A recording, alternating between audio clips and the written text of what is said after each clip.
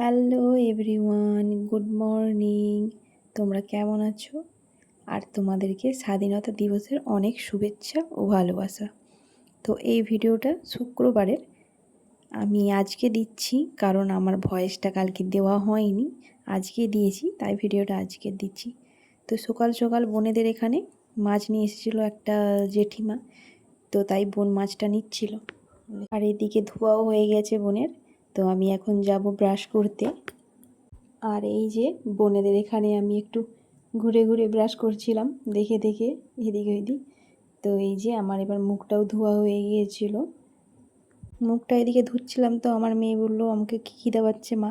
তো এদিকে যে অ্যাক্টিং দেখিয়ে দেখিয়ে খাচ্ছিল। ও কোনোদিনও নিজের হাতে মুড়ি খায় না বা কিছুই খায় না, আমাকে খাইয়ে দিতে হয়। তো ভিডিও চলছিল, তাই জন্য একটু দেখিয়ে দেখিয়ে খাচ্ছিল, নিজে যেন কত খায়।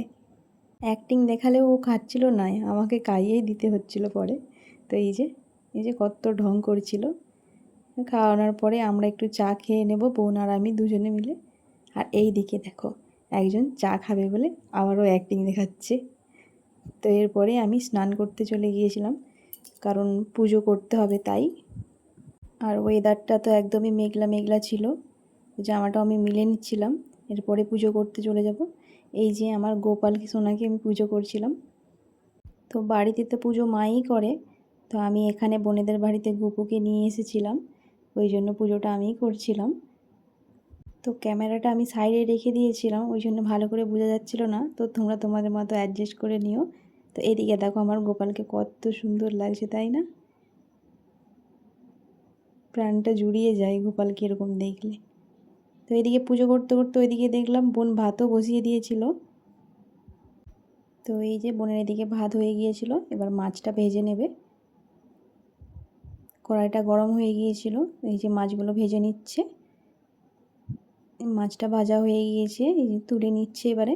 তো এবারে ফোড়ন দিয়ে নেবে, কারণ মাছের ঝাল করবে তাই জন্য। তো ফোড়নগুলো ভাজা হয়ে গেলে পেঁয়াজ দিয়ে দেবে। তো পেঁয়াজটা লাল লাল ভাজা হয়ে গেলে টমেটো দিয়ে দেবে এর ওপরে। তো স্বাদ মতো লবণ দিয়ে দেবে। টমেটো ভালো করে গলে গেলে এরপরে মশলাটা দিয়ে দেবে। তো মশলাটা এদিকে কষানো হবে। তো মশলাটা কষানো হয়ে গেলে ভালো করে কষাতে হবে, কারণ নাহলে গন্ধ ছাড়বে। তো কষানো হয়ে গেলে এই যে এদিকে জলটাও দিয়ে দিয়েছে। তো জলটা ফুটে গেলে এই যে মাছটাও দিয়ে দিল। তো এইদিকে রেডি মাছের ঝাল। তো কারা কারা এরকম করে বানিয়ে খাও অবশ্যই কমেন্ট করে জানাবে। শুধু মাছের ঝাল হয়নি, এদিকে হয়েছিল উচ্ছে আলু ভাজা আর চিচিঙ্গে তেল বাটা।